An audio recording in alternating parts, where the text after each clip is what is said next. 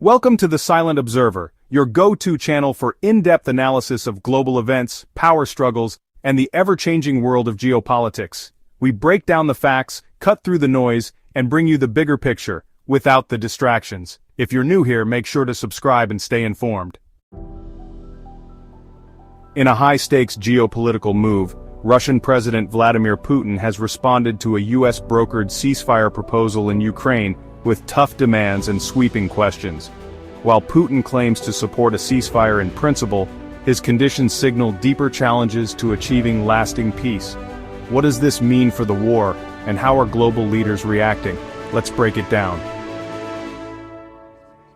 At a recent press conference, Putin acknowledged the idea of a 30-day ceasefire, but stressed that any halt in hostilities must address what he calls the root causes of the conflict.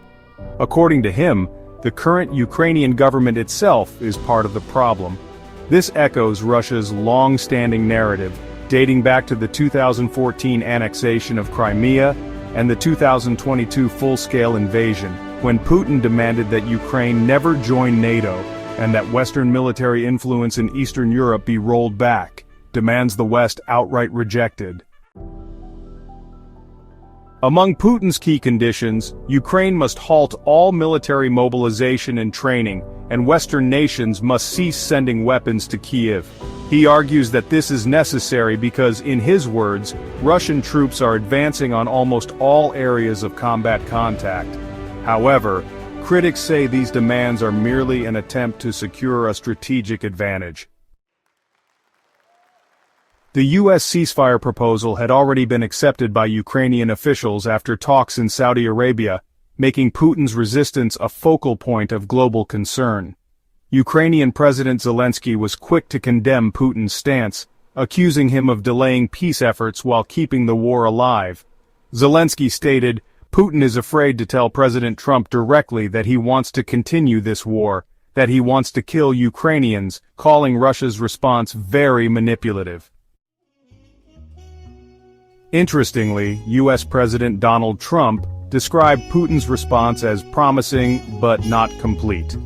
From the Oval Office, Trump stated, "I'd love to meet with them or talk to him, but we have to get it over with fast. Every day, people are being killed." He also suggested that discussions on territorial settlements are already taking place. Putin's cautious stance wasn't the only voice from Moscow. Some Russian officials took an even harder line against the ceasefire proposal. Kremlin aide Yuri Ushakov dismissed the idea outright, claiming it would only give the Ukrainian army time to regroup. He conveyed Russia's position to U.S. National Security Advisor Michael Waltz, reinforcing that this is nothing more than a temporary respite for the Ukrainian military.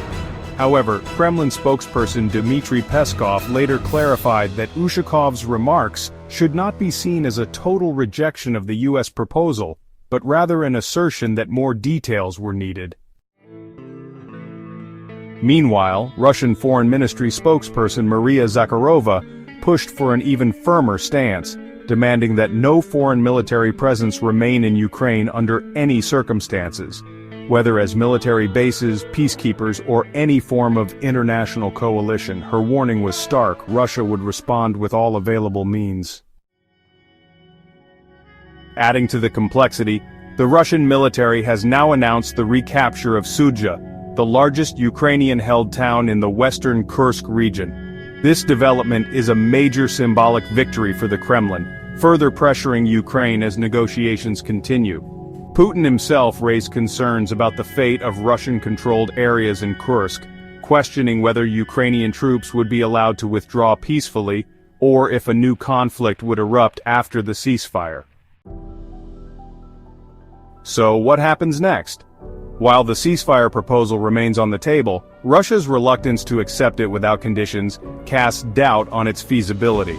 Is this a genuine negotiation tactic, or a strategic delay to strengthen Russia's position?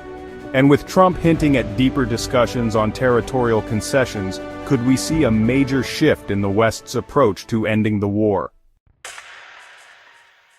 For now, Ukraine remains under siege, and the world watches as diplomacy and battlefield realities collide.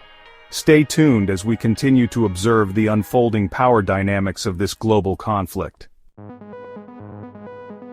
If you found this analysis insightful, make sure to like, share, and subscribe to The Silent Observer for more deep dives into geopolitics and global power struggles.